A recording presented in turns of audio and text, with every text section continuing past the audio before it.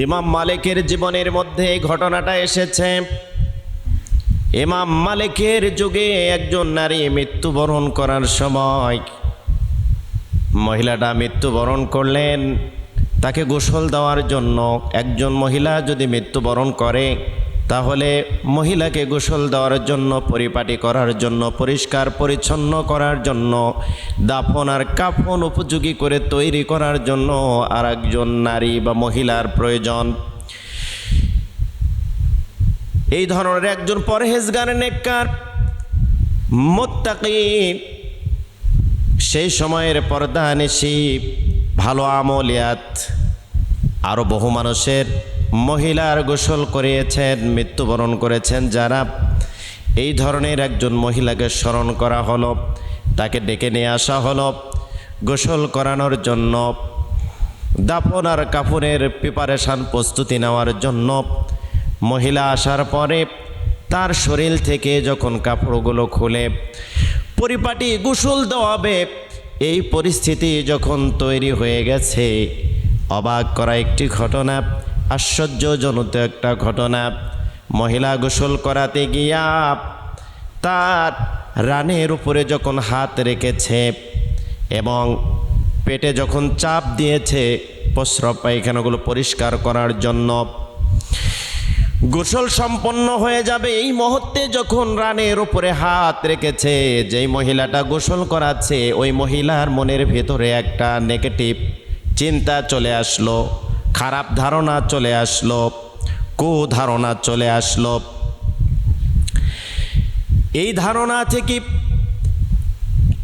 যখন রানের উপরে হাত রেখেছে আর মনের ভিতরে যখন খারাপ চিন্তা চলে এসেছে, নেগেটিভ চিন্তা যখন মনের মধ্যে জাগ্রত হয়েছে, আল্লাহর কি কারিশমা, আল্লাহর কি নীলা খেলা, আল্লাহর কি ক্ষমতা, যেই নারীর রানের উপরে হাত রেখেছে গোসল করাচ্ছে যে মহিলাটা, ওই মহিলার হাতটা মৃত মহিলার রানের সাথে লেগে গেছে। কঠিন বিপদ, বারবার ছুটাতে চায়, বারবার খুলতে চায়, কিন্তু মৃত মহিলার রানের উপর থেকে যেই মহিলাটা গোসল করাচ্ছে ওই মহিলার হাতটা আর ছোটে না, খোলে না। কয়েক ঘন্টা পেরিয়ে গেল, দীর্ঘ সময় ধরে চেষ্টা করার পরেও মহিলা হাতটা যখন ছোটাইতে পারে না, খুলতে পারে না, এমতো অবস্থায় চিন্তিত, টেনশনের মধ্যে পড়ে গেল, কি করব কি করব। আস্তে আস্তে লোকজনের মাঝে বিষয়টা ছড়িয়ে পড়ল, জানাজানি হয়ে গেল, বিষয়টা ওপেন হয়ে গেল, কানাকানি শুরু হয়ে গেছে, কি ব্যাপার বুঝলাম না। এর আগে বহু মহিলাকে গোসল করিয়েছি কিন্তু এই ধরনের কোনো কাজ হয় না। এলাকাবাসী যখন চিন্তিত মন নিয়ে টেনশনে, এলাকার যেই ইমাম সাহেব আছে, খতিব সাহেব আছে, মুফতি সাহেব তার শরণাপন্ন হলেন, তার কাছ থেকে ফতোয়া নিলেন। ইমাম সাহেব ফতোয়া দিয়ে দিলেন, মুফতি সাহেব ফতোয়া দিয়ে দিলেন। চিন্তা করার পরে যেই মহিলাটা মৃত্যুবরণ করেছে, যেহেতু মারা গেছে, মৃত্যুবরণ করেছে, ওই মহিলার রানের গোস্তটুকু কেটে জীবিত যেই মহিলা গোসল করাচ্ছেন ওই মহিলাটাকে মুক্ত করানো হোক, হাতটা ছোটানো হোক, হাতটা খুলে দেওয়া হোক।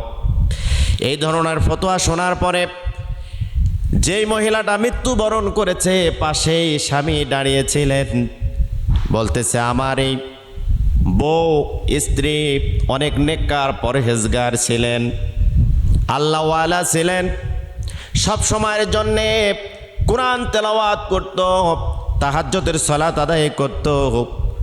আমার এই দাম্পত্য জীবনে তার প্রতি এত দয়া আর এত মায়া, আমার নেককার পরহেজগার মৃত্যুবরণ করেছে, এই মুহূর্তে এসে তার শরীরে রানের গোস্তটা কাটার জন্য আমি অনুমতি দিতে পারি না। এলাকাবাসী চিন্তা করলেন তাহলে কি করা যাবে। যেই মহিলাটা গোসল করাচ্ছে এই মহিলাটারও তো খাবার দাবারের প্রয়োজন আছে, নিজের গোসলের প্রয়োজন আছে, প্রস্রাব পায়খানার প্রয়োজন আছে। অনেকে চিন্তা করলো তাহলে যেই নারীটা মৃত্যুবরণ করেছে, যে মহিলাটা মৃত্যুবরণ করেছে, তাকে তো দাফন কাফন করাতে হবে। এইদিকে দীর্ঘ সময় পার হয়ে গেছে, চিন্তার ব্যাপার, টেনশনের কারণ হয়ে গেল। অনেকে বলছে তাহলে জীবিত যে মহিলাটা আছে তার একটা হাত যেহেতু রানের উপর থেকে ছোটানো যায় না, খোলা যায় না, কারণটা কি, কি জন্য এরকম হচ্ছে? কেউ কোনো কারণ খুঁজে পায় না। মহিলাটাকেও বারবার জিজ্ঞাসা করা হচ্ছে কি কারণ, সে নিজেও বলতে পারে না। সবাই চিন্তা করলো তাহলে জীবিত যেই মহিলা মৃত মহিলার গোসল করাচ্ছে, জীবিত মহিলার হাতটা কেটে দেওয়া হোক। এই খবরটা যখন স্বামীর কান পর্যন্ত গিয়েছে, তখন স্বামী চিন্তিত অবস্থায়, ভারাক্লান্ত হৃদয় নিয়ে চিন্তিত এবং টেনশনের মধ্য দিয়ে বলছেন, এই জীবনে আমার এই বউ স্ত্রী কত শত মহিলার গোসল করিয়েছে, মৃত মহিলাদের, কখনো কোনো দিন এই ধরনের সমস্যার সম্মুখীন হয় নাই। নেককার পরহেজগার আল্লাহওয়ালা পর্দা নিশি আমল ইলমিয়াতে ভরপুর। আমার জীবিত বইয়ের হাত কাটার অনুমতি আমি দিতে পারি না। এখানে একটা প্রশ্ন রয়ে যায়, অনেকে বলেন যে স্ত্রীরা, অনেকের বউ বলে স্বামী ভালোবাসে না, প্রহার করে, নির্যাতন করে, নিপীড়ন করে, মারে, দেখতে পারে না, অত্যাচার করে, জুলুম করে। দেখেন যেই মহিলাটা মৃত্যুবরণ করেছে তার স্বামীও তার শরীর কাটার অনুমতি দেয় নাই। ভালোবাসে মন থেকে, দিল থেকে, অবশ্যই অবশ্যই ভালোবাসে। কারণ স্বামী থাকে প্রবাসে, স্বামী থাকে বিভিন্ন জায়গায়, দূর দূরান্ত থেকেও সন্তান আর স্ত্রীর প্রতি তার একটা টান থাকে, মায়া থাকে, মহব্বত থাকে। একপাক্ষিক একতরফা ভালোবাসা আন্তরিকতা দিয়ে শুধু সংসারও জ্বালা হবে না, স্বামী স্ত্রী উভয়ের মহব্বত, আন্তরিকতা, মহব্বত, ভালোবাসা উভয় পক্ষ থেকেই থাকা লাগবে। যেই সমস্ত মা বোনেরা বলেন স্বামী শুধু নির্যাতন করে, নিপীড়ন করে, আমাদেরকে দেখতে পারে না, খোঁটা দেয়, তাদেরকে বলছি মারা গেছে, এরপরেও তার শরীরের গোস্ত কাটার অনুমতি স্বামী দিতে চায় না, অবশ্যই ভালোবাসে। জীবিত যেই মহিলাটা মৃত মহিলার গোসল করাচ্ছে, স্বামীর কান পর্যন্ত যখন পৌঁছে গেছে যে তোমার স্ত্রীর হাত কাটা পড়বে, কারণ মৃত মহিলা রানের উপরে হাত পড়ার, সে হাতটা আর খোলেও না, ছোটেও না, এই স্বামীও অনুমতি দেয় না যে আমার স্ত্রীর হাত কেটে ফেলা হোক।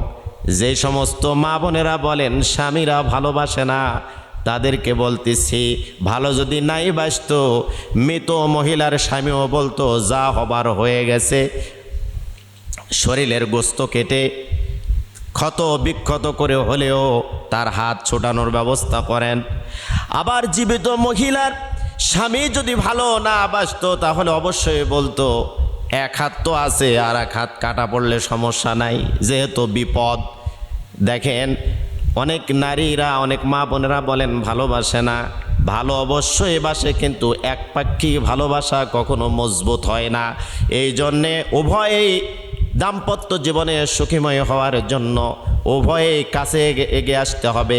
মতের ভিন্নতা হতেই পারে, বোঝাপড়া করে, পরামর্শ করে সংসার পরিচালনা করতে হবে, সন্তানদেরকে মানুষ করতে হবে এবং আমলের জিন্দাগি গড়তে হবে, তাহলে এই সংসারটাও জ্বালা হবে।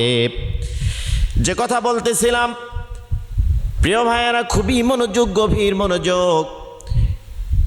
মৃত মহিলাটার হাত শেষ পর্যন্ত যখন ছোটে না, ইমাম সাহেবের পরামর্শ নেওয়ার পরেও, ফতোয়া নেওয়ার পরে যখন ছোটে না, সেই সময়ের সবচাইতে জ্ঞানী, বিচক্ষণ, প্রজ্ঞাশীল, হেকমাওয়ালা, কোরআন হাদিসের পণ্ডিত হযরত ইমাম মালিকের শরণাপন্ন হলেন। তাকে ডেকে নিয়ে আসা হলো। এই বিপদের মধ্যে আর এই ঝামেলার মধ্যে আমরা পড়ে গেছি, দীর্ঘ সময় হয়ে গেল, এ পর্যন্ত হাত ছোটাতে পারি নাই আমরা, মৃত মহিলার শরীরের রানের উপরে জীবিত যে মহিলা গোসল করাচ্ছিলেন তার হাতটা লেগে আছে, দীর্ঘ সময় হয়ে গেছে, আমরা ছোটাতে পারছি না।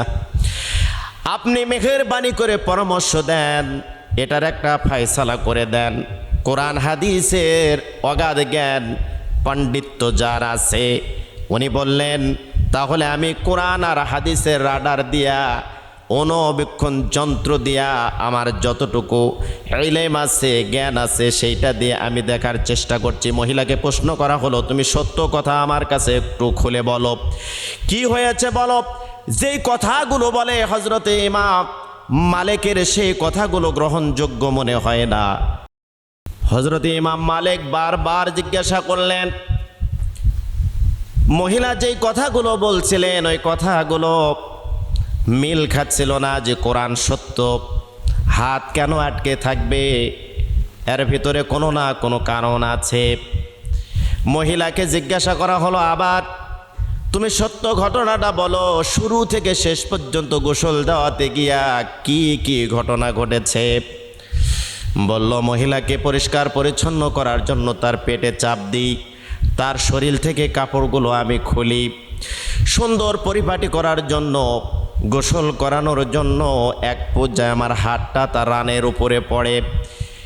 তার রানের উপরে যখন হাতটা পড়েছে, আমার দীর্ঘদিন আগের একটা কথা মনে পড়ে গিয়েছে। যেই মহিলাকে গোসল করাচ্ছিলাম, এই মহিলাকে অনেক দিন আগে একজন পুরুষ মানুষের সাথে হাঁটতে দেখেছি, পথ অতিক্রম করতে দেখেছি, পথে চলতে দেখেছি, হাঁটতে দেখেছি। আর এই ঘটনাটা যখন আমার তার রানের উপরে হাত পড়েছে, আমার মনে পড়ে গেল, না জানি এই মহিলাটা ওই পুরুষ মানুষের সাথে চলতেছিল, হাঁটতেছিল, তার সম্পর্কে একটা কুধারণা আমার চলে এসেছে। আর তারপরেই তাৎক্ষণিক আমার হাতটা তার রানের সাথে লেগে গেছে, আমি আর হাজারো চেষ্টা করে খুলতে পারি নাই। হযরত ইমাম মালিক বলেন, ঘটনাটা এই পর্যন্ত এসে সঠিক তথ্যটা পাওয়া গেছে। দুনিয়াতে আজকে দেখবেন মানুষকে তোহমত দেওয়া, বাজে চিন্তা করা, মানুষকে নিয়ে কটূক্তি করা, মানুষের উপরে মিথ্যা অপবাদ দেওয়ার লোক কিন্তু এখন অনেক বেশি। মহিলাকে বলছে, সত্য ঘটনাটা উদ্ঘাটন হয়ে গেছে, তুমি যখন ওই মহিলা সম্পর্কে বাজে চিন্তা করেছো, নেগেটিভ চিন্তা করেছো, আল্লাহ রব্বুল আলামিনের পক্ষ থেকে হাতটা তার রানের সাথে লেগে গেছে, এটা জঘন্য অপরাধ।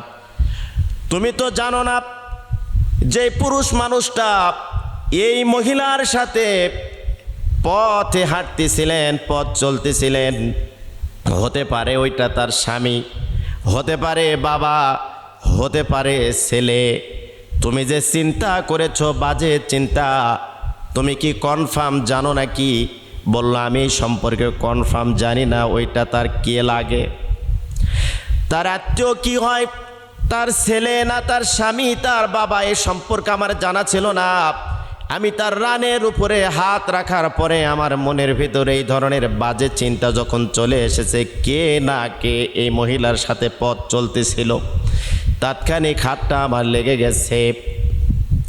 কোরআনুল কারীমের সূরা নিসার 112 নম্বর আয়াতে আল্লাহ রব্বুল আলামিন বলেন, পৃথিবীবাসী শোনো, এই পৃথিবীতে কিছু মানুষ নিজে অপরাধ করবে, জেনা করবে, অন্যায় করবে, জুলুম করবে, অত্যাচার করবে, গুনাহের কাজ করবে, কিন্তু পরহেজগার, নেককার, মুমিন, মুত্তাকিন এবং সতী সাধবী নারীর উপরে ওই মিথ্যা অপবাদগুলো চাপিয়ে দিয়ে নিজে ভালো সেজে দুনিয়াতে চলাফেরা করবে।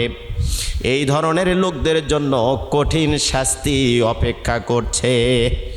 হযরত ইমাম মালিক বলছেন, যদি তুমি সত্যি 4 জন সাক্ষ্য প্রমাণ দিতে না পারো, তাহলে তোমাকে 80 বেতের আঘাত করা হবে।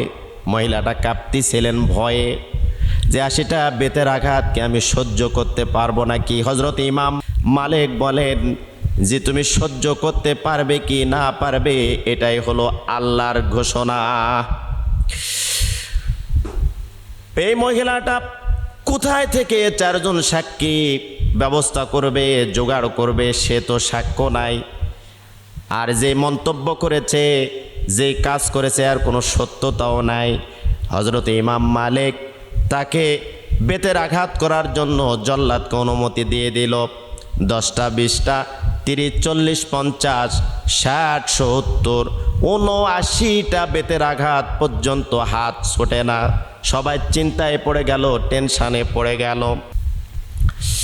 এই শাস্তির ব্যবস্থা করা হয় এই জন্যই, পুরুষ এবং নারী, মহিলা যারা দুনিয়াতে এই ধরনের অপরাধ করে, ছেলে মেয়ে যারাই অপরাধ করবে, অবশ্যই এই যন্ত্রণার কারণে,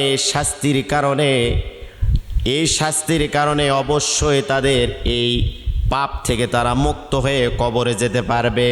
মহিলাকে যেই বেতের আঘাত করা হয়েছে 79টা, এরপরও হাত ছোটে না, কোরআনের আয়াত তো অবশ্যই সত্য। এর কারণে তাকে যে শাস্তি দেওয়া হবে, দুনিয়াতে তার পাপের শাস্তিটা মার্জনা হয়ে যাবে, মোচন হয়ে যাবে, মুক্ত হয়ে যাবে। কিন্তু সবাই টেনশানে পড়ে গেল যে 80-79টা বেতের আঘাত করার পরও কেন হাত ছোটে না। হযরত ইমাম মালিকের একটা আত্মবিশ্বাস, অবশ্যই হাত ছুটতে হবে। আর কয়টা বাকি আছে? জল্লাদ বলে আর একটা বাকি আছে। তাহলে তুমি আর একটা বেতের আঘাত করো। কোরআন অবশ্যই সত্য, মিথ্যা হতে পারে না। যখনই বেতের আঘাত করেছে 80টা পুড়ে গেছে, সাথে সাথে মহিলার হাতটা মৃত মহিলা রান থেকে ছুটে গেছে। নির্ভুল গ্রন্থ হলো কোরআন। এই ধরনের অপবাদ কিন্তু আজকে পৃথিবীতে হাজার হাজার মানুষের উপরে দেওয়া হচ্ছে। যে জেনা করে নাই, জেনার অপবাদ দেওয়া হচ্ছে। যে পাপী নাই, অপরাধী নয়, এরপরও পাপ আর অপরাধের ভার কিন্তু বিভিন্ন মানুষের কাঁধে দেওয়া হচ্ছে। চোখের সামনে অসংখ্য আলেমকে ধর্ষণের মামলা দিয়া, জেনাকারী সাজায়া, অপরাধী সাজায়া, পায়ে ডান্ডা বেরি পরায়া, হাতে হ্যান্ডকাপ লাগায়া, এরপরে বছরের পর বছর অন্ধকার প্রকোষ্ঠ জেলখানার মধ্যে বন্দি রেখে, ফাঁসির সেলের মধ্যে রেখে, পরিবার থেকে মাহরুম করে, এক পর্যায়ে মিথ্যা সাক্ষ্য প্রমাণ জোগাড় করে, মিথ্যা সাক্ষ্য দিয়া তাদেরকে দুনিয়া থেকে ফাঁসি দেওয়ার মাধ্যমে দুনিয়া থেকে বিদায় করে দেওয়া হয়। পৃথিবীতে এরকম ঘটনা অনেক। মিথ্যা মামলা দিয়ে যেই সমস্ত জজ, উকিল, ব্যারিস্টার, বিচারক যারা মিথ্যা মামলার রায় দেয়, এই মহিলাটা যদি একটা কুধারণা করার কারণে, নেগেটিভ ধারণা করার কারণে হাত না ছুটে যায়, 80টা বেতের আঘাত খাওয়ার পরেও যদি হাত ছুটে না যায়, আটকে যায়, যারা মিথ্যা মামলা করে, সাক্ষ্য দেয়, এটার রায় যারা দেয়, বিচারক হিসাবে যারা, উকিল হিসাবে যারা, ব্যারিস্টার হিসাবে যারা এই ধরনের মামলার সাক্ষ্য থাকে, মামলাগুলোর জেরা করে, অন্যায়ের পক্ষে যারা এই ধরনের মহিলার হাত যদি অল্প কুধারণা করার কারণে হাতটা রানের সাথে লেগে থাকে, না ছুটে যায়, বিশ্বাস করেন যারা এই ধরনের পাপের সাথে, ঘৃণিত পাপের সাথে জড়িত আছেন, সতর্ক হয়ে যান, সাবধান হয়ে যান। আমার মনে হয় আল্লাহ রব্বুল আলামিনের কাছে তারা অনেক আগেই আসামি হিসাবে ধরা খেয়ে গেছে। যে সমস্ত মানুষগুলো অন্যায়ের পক্ষে সব সময়ের জন্য অর্থ ব্যয় করে, টাকা খরচ করে, ব্রেন বুদ্ধি, পরামর্শ, অর্থ সম্পদ, জীবন যৌবন, যারা আলেমদের প্রতি মিথ্যা মামলা দিয়া, আলেমদের প্রতি মিথ্যা সাক্ষ্য দিয়া, যুগ শ্রেষ্ঠ আল্লাহ রাসূলের ওয়ারিসদেরকে যারা হেনস্থা করে, লাঞ্ছিত করে, বঞ্চিত করে, অপমানিত করে, মিথ্যা কথা বলে যারা দুনিয়া থেকে যাদেরকে নিরপরাধ মানুষকে আপনারা বিদায় করে দিলেন, কি জবাব দিবেন আল্লাহর কাছে? কিয়ামতের ময়দানে আপনারা, আপনাদের ঠিকানা হবে অবশ্যই জাহান্নাম। কারণ মিথ্যা সাক্ষ্য যারা দিবে, মিথ্যার পক্ষে যারা রায় দিবে, কোরআনের ভাষায় মিথ্যার একটা, মিথ্যা থেকে হাজারো মিথ্যা অপরাধ কিন্তু তৈরি হয়ে যায়। এই জন্য সবসময়ের জন্যে এখনই সাইলেন্ট হয়ে যান, চুপ করেন, থেমে যান। অন্যায়ের পক্ষে, জুলুমের পক্ষে, মিথ্যার পক্ষে আর এক ধাপ এগানোর আর কোনো সময় নাই।